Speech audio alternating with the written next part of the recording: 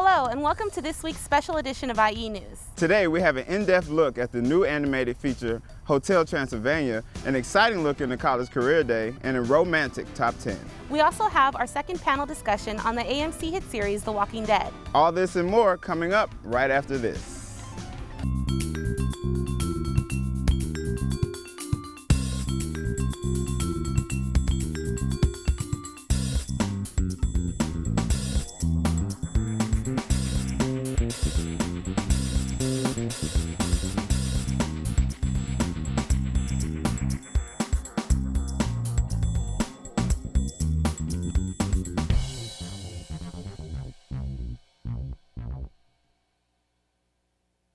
And now for our first story. The Long Beach City College Art Gallery is pleased to announce the opening of the exhibition Michael Daniels Trilogy, 1980 to present. This exhibit consists of award-winning pieces from 3 different bodies of work. This is a free event which is being held until December 8th in room K100.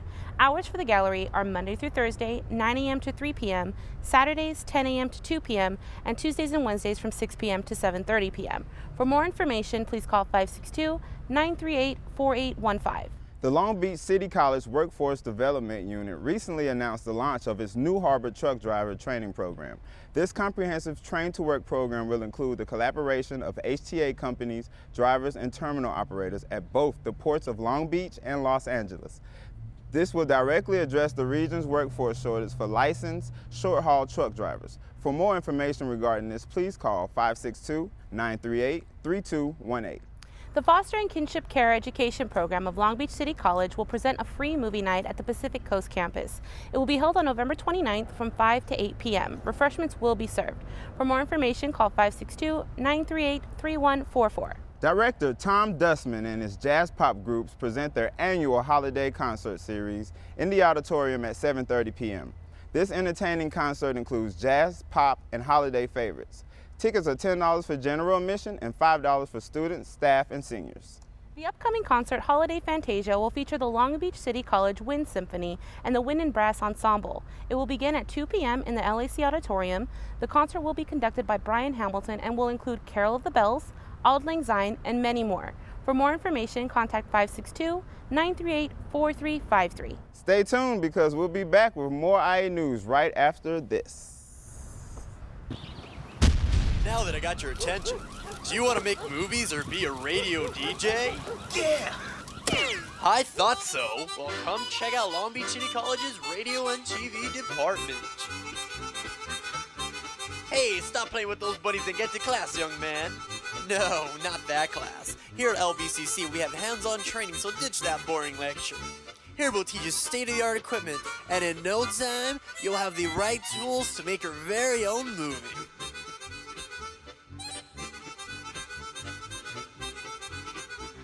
Don't want to make movies? What's wrong with you?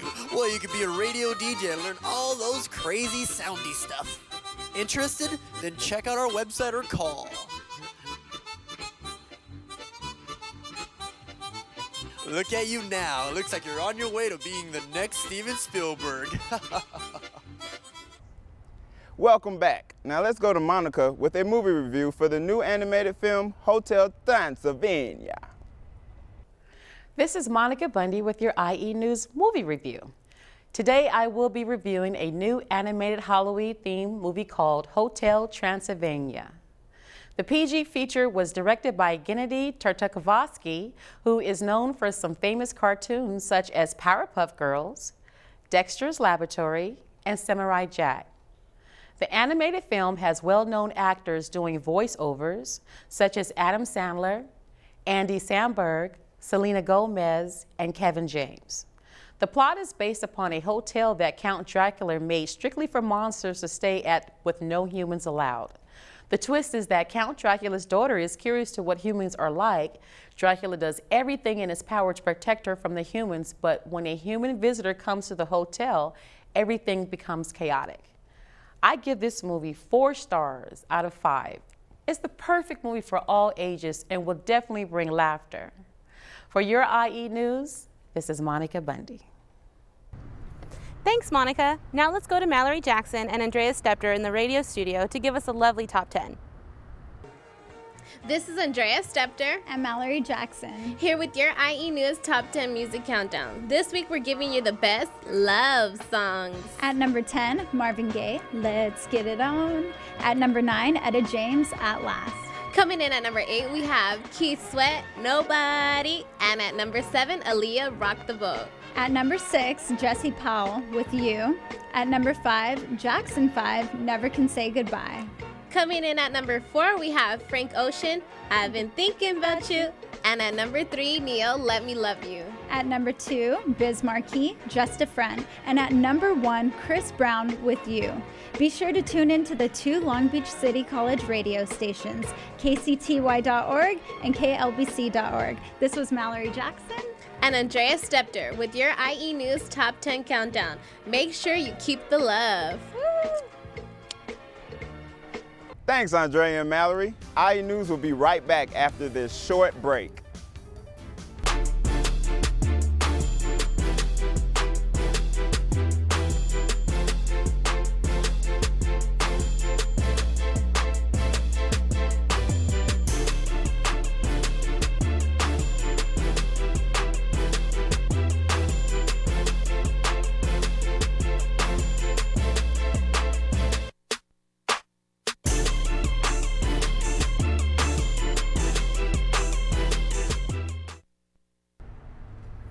Welcome back. Because of the budget cuts, the film department held a protest concerning the possible discontinuance of the program. Our IE News reporters were there to get the inside scoop. We're out here having a rally to help save Long Beach City College's film department. That's why we're all shouting "Save Film," because there's gonna be cuts. Like they're considering cutting out some of the art-related departments, like art, film, and other stuff. Film is a way of art. The way people. Not just a storyline. First, you need a good storyline, of course. That's art. That's like an art in itself, a way of expression. It could, whether you're reading a book, writing a book, or making a film. With a film, there's a good story, and there's all kinds of ways to convey that story. And film offers so many different ways you can convey that story. You can make it really obvious, or you could have subtle signs of specific occurrences, using effects or people's body expressions. We're essentially trying to save film from being cut. Film and probably some of the other art programs that are threatened to be cut. It means a lot because a lot of my good friends are in the film club, so it'd be kind of sad to see them all kicked out from it because of this. I say don't cut film. Don't cut the art programs. Otherwise, this school's going to be kind of boring. One thing that I want to say, like if I could get a chance, is to tell the people, look them in the eye and just tell them that it's highly hypocritical to say no to art, and you jump into and you say no to art. You want to close down art, then you go back into your car, which was designed by an artist. Okay, the type of music, it's like architects, the type of buildings, that's all art. Art is all around us, and to be able to shut it down is like. It's retarded, and it's highly hypocritical, and art is just as important as just as important as any other type of subject. We need a chance to express ourselves in any way, and that's what art does. It's an expression of ourselves, and that's why I believe that we should keep arts, especially in our schools. It's very important, and we need it. So. Thanks, film students. With the passing of Prop 30, we can now hope that there will be less cuts in the future. And on to a different note, Thanksgiving is right around the corner. So let's see what some of our students will be doing for the holiday.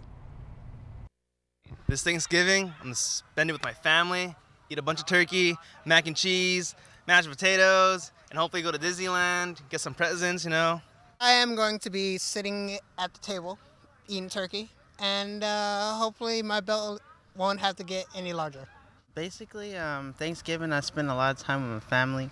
Just spend time with the family, have dinner, turkey, and ham. Have the regular, traditional Thanksgiving, nothing spectacular, just the normal one. Spend time with the family, dinner. Probably spending time with my family. Just spending time with my family. Cool. I'm probably going to be spending my time with my family. Just getting together with the family, really.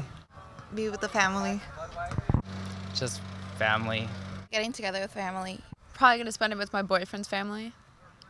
I'm gonna go to my aunt's house. Wait in line to get some shoes. Yeah. My favorite part about Thanksgiving is getting the family together. The food. Food. Food. The food.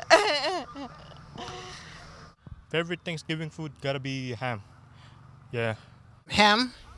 I gotta say turkey, man. Turkey. Turkey. Turkey. Macaroni and cheese. Macaroni and cheese. It's my favorite food ever. Pumpkin pie. Pumpkin pie and liquor. Pumpkin pie.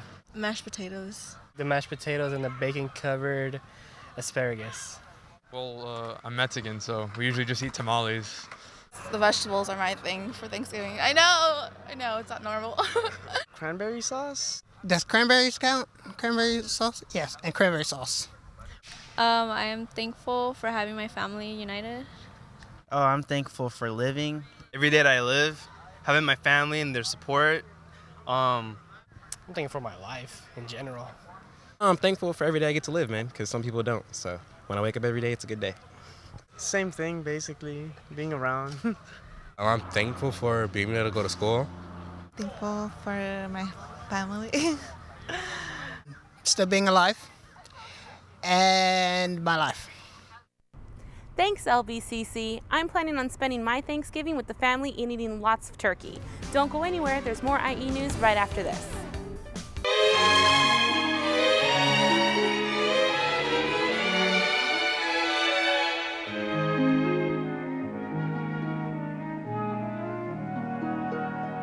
Fairy tales can come true. It can happen to you if you're young at heart. For it's hard, you will find, to be narrow of mind if you're young at heart. You can go to extremes with impossible schemes. You can laugh when you're dreaming.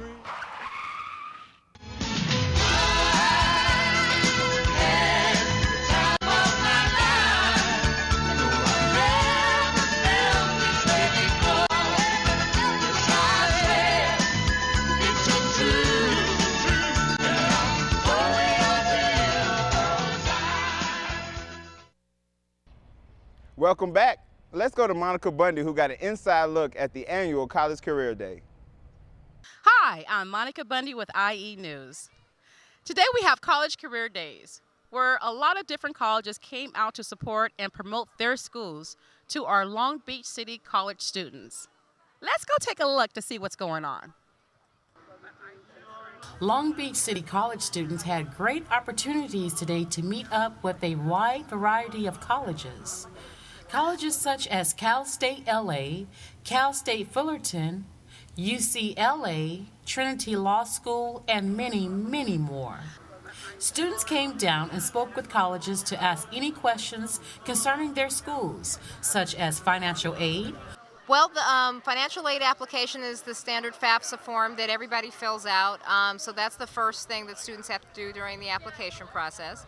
But also embedded in the online application are various opportunities for scholarships and for student aid. So students can apply for scholarships at the same time as well as outside scholarships.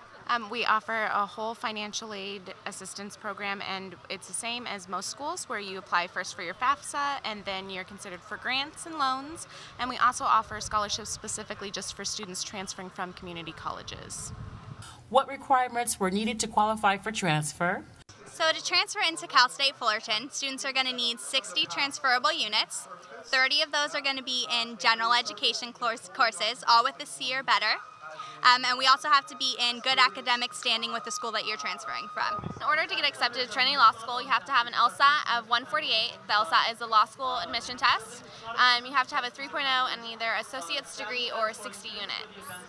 What are their most popular majors? The top 5 most popular majors at Pepperdine are political science, sports medicine, psychology, business administration, and then communication. So it's kind of across the board. It's a liberal arts school, so any major you choose is going to be robust and strong. Yeah. CalArts, we have 6 different schools and offer majors in film and video, music, theater, visual art, dance, and critical studies. We have all of the performing and visual arts programs in one roof. And what living arrangements are provided on campus? Yes, we have apartments. We do not have dorms. So we have about 1,000 spaces in our housing area, which is right on campus. We have 2 and 4 bedroom apartments, and they house either 4 students or 8 students. It is fully furnished, so the kitchen has a stove, refrigerator, microwave, dining room area, living room set. Your bedroom is furnished with a bed, a study desk, as well as a dresser and a closet. It has been a wonderful and successful day here at College Career Day at LBCC College. I am Monica Bundy with IE News. Looks like College Career Day was a success. Don't turn that dial, because we'll be right back with our highly anticipated discussion on The Walking Dead.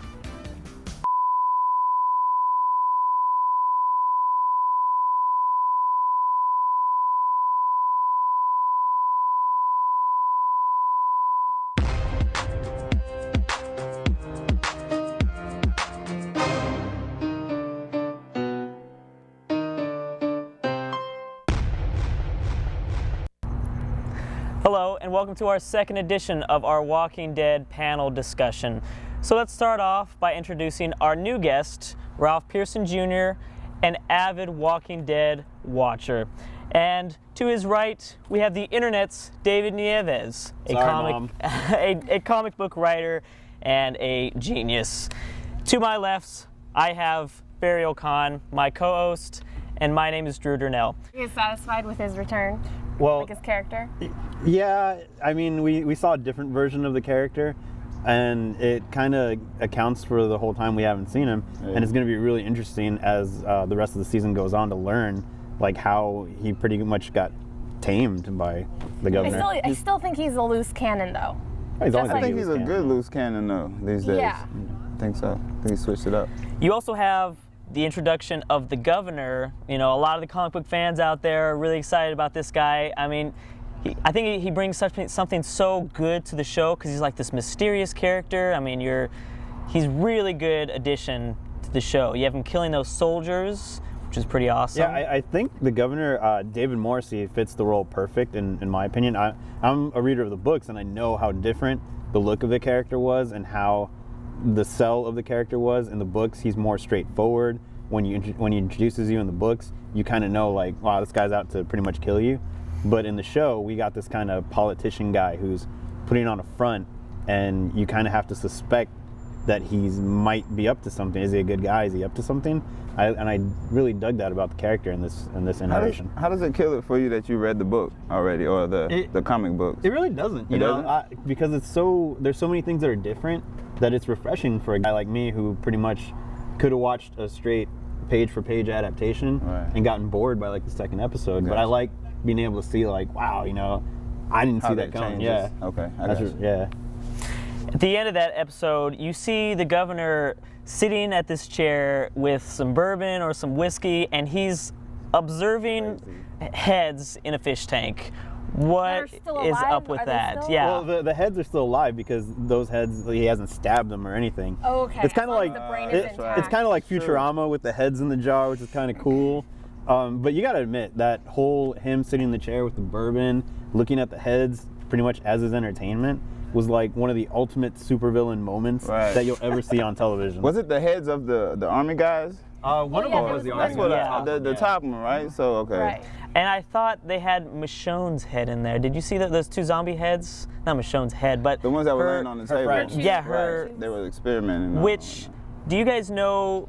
They never answered it. Who those 2 zombies Michonne had? I thought they were the she siblings. Said it was easier than they thought it was for her to kill them. So, you know, it really wasn't one of those things where I guess they're probably going to skip over it for now and maybe come back. When she gets with the group, she might bring it up. But so I think they probably weren't the heads in the jar, because when she killed them in the forest, she pretty much sliced them straight through, so they weren't salvageable. But remember they were still remember the scientist was looking, and he was talking to the governor saying like, it's amazing what she did because she cut off the jaw. That's right. They have the Yeah, they do have the heads though. Those are the heads that sit on the table. That was kind of weird because I don't know, maybe I'm wrong, but I thought at least one of them she cut like right through the head, kind of like Rick did in one episode. Oh yeah. I'm not sure. Who knows? Yeah, Who we'll knows? have to go back and take a look at that one in slow motion. And then instant replay. Episode 4, boom, awesome episode. The Killer Within.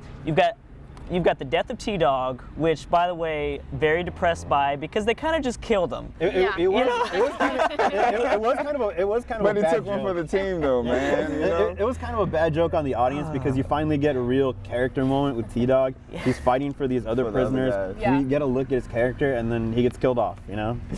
I was just so depressed. Like It was. he has like one line in each episode, and then just death. But it was to save Carol, though, wasn't it? Yeah. So I mean, that was a big deal. Well, he might have saved Carol. We kind of don't know. Well, you know, we think people They think found she her died off scar. screen. She didn't People die. say she's still alive. We'll find out. It's part of the thing. But it was kind of, if T-Dog would have been killed in any of the episodes before, we probably wouldn't have really cared. We got that one moment where we find him and he's great.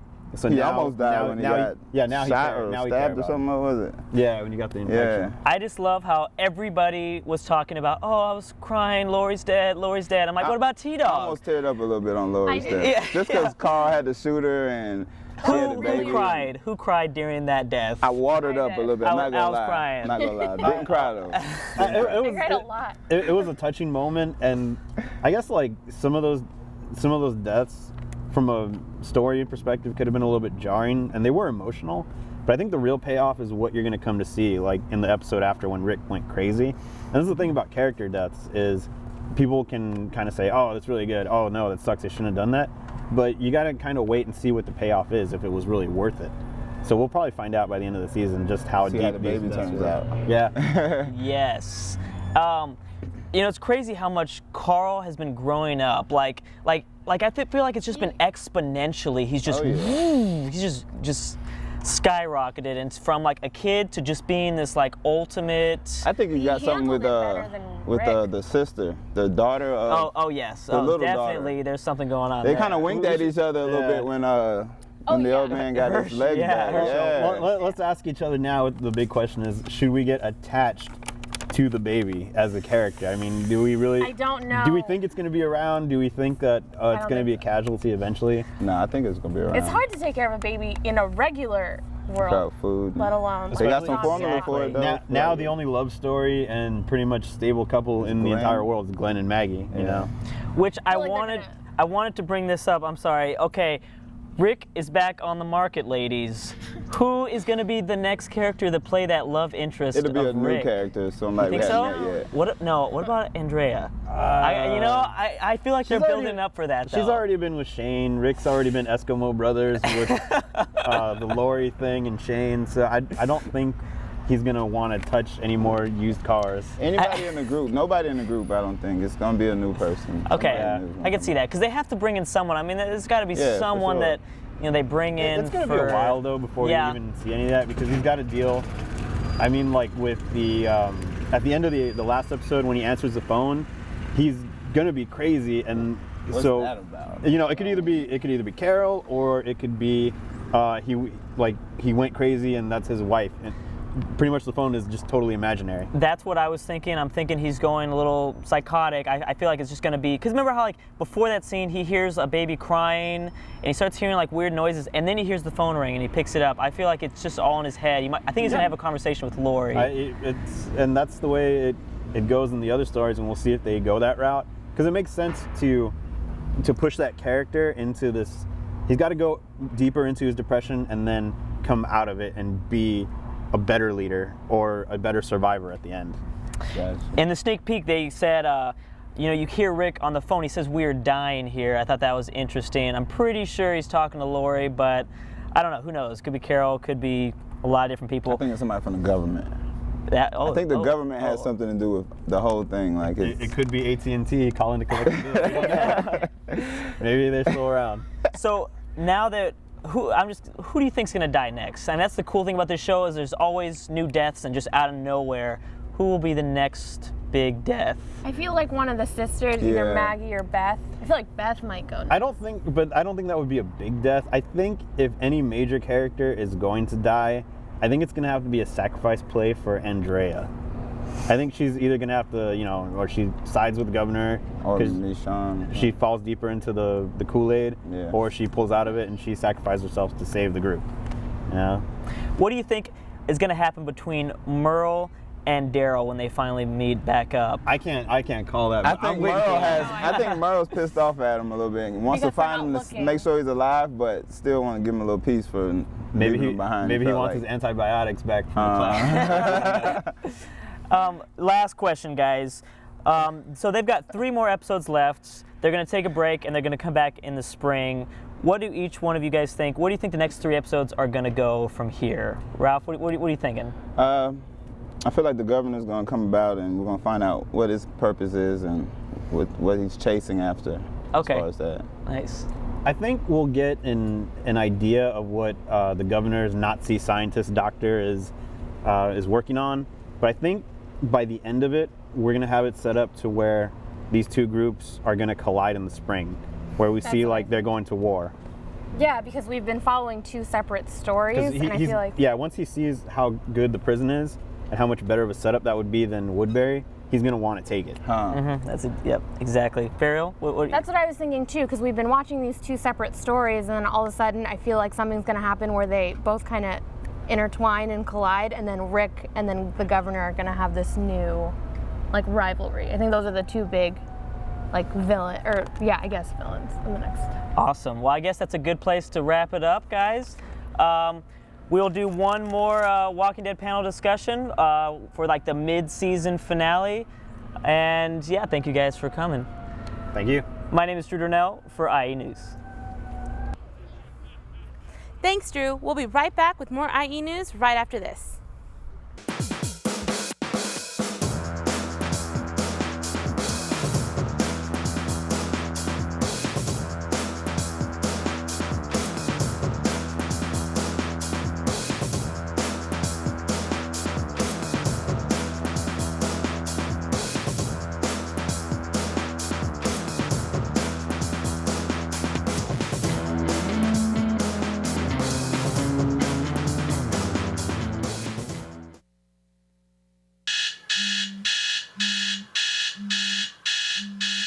So you're fresh out of high school, or maybe just recently lost your job, wondering where to go from here. You're listening to the radio and watching a little TV when it hits you, a career in the entertainment industry. Well, swing on down to Long Beach City College and enroll yourself into the radio television program and make your dreams come true today. At Long Beach City College, where the sky's the limit.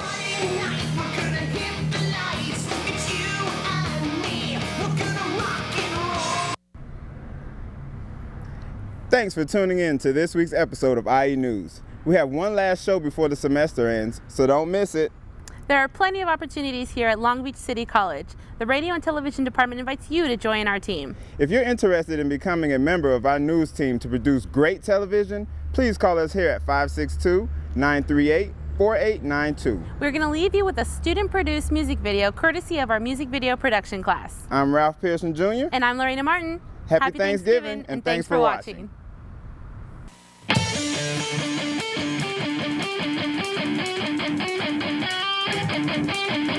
you.